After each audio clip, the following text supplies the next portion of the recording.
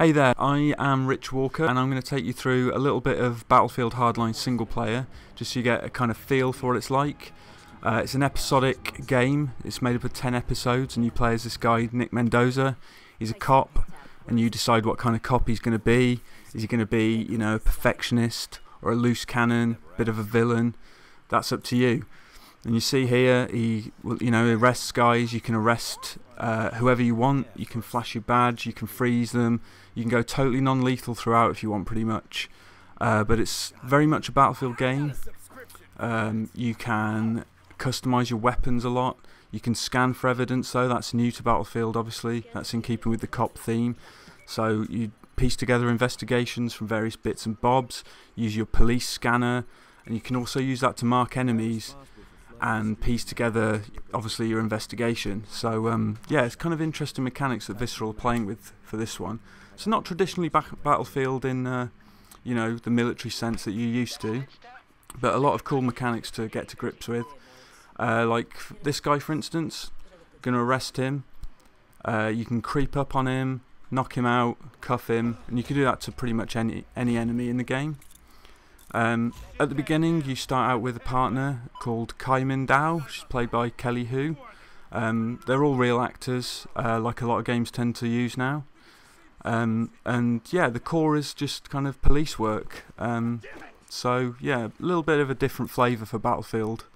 There's a reason it's a Battlefield game. Multiplayer will still be very much, you know, Battlefield, big maps, a lot of vehicles and things like that. You'll see more non-lethal stuff here. You've got tasers, you've got all sorts of different weapons. Probably the most weapons I've ever seen in a Battlefield game, to be honest. So even your melee weapons usually have a knife in a Battlefield game. You can have golf clubs and baseball bats and all sorts. You could have a breaching hammer if you wanted, which is kind of crazy. But yeah, you also have these fortress encounters, which is like you see here. So you're actually infiltrating a location. And there's multiple ways you can do that. You can grapple hook up to the roof and you could scan enemies from up there and assess your kind of ins and outs, or you could just go in through, you know, the window with a zip line, start, you know, going off all guns blazing if you really wanted to. Typical Battlefield action from an FPS perspective. You'll know exactly what to expect mechanics wise. It plays like any other Battlefield game as far as the shooting's concerned, you know, albeit with different weapons, not so military as I say, but yeah, this is actually a mission from episode 9, so this is actually quite late in the game what you're seeing here, but this has multiple different entry points, and as you can see, you can scan those, you can see which way you want to go in.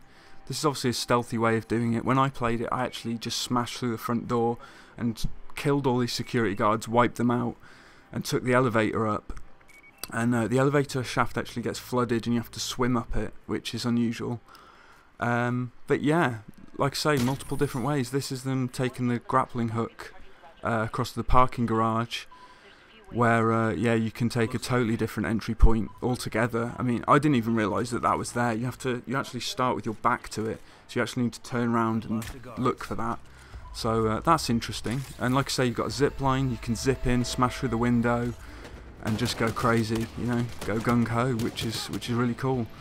And obviously, you don't have to do that. This is one of the survival encounters you're seeing now, and you get like a minute to set that up, and you have some limited resources you can use.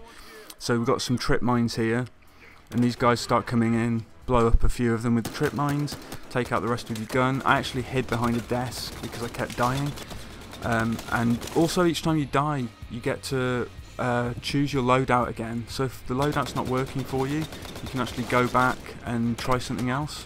So I actually put night vision scopes on all my weapons, and that gave me a bit of an edge over the bad guys.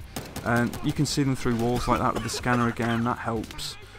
But yeah, it's really worth stressing how many weapon combinations there are. I mean, there's dozens and dozens of weapons and attachments, scopes and all sorts.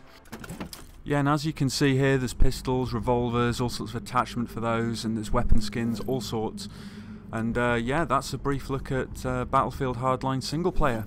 Thanks.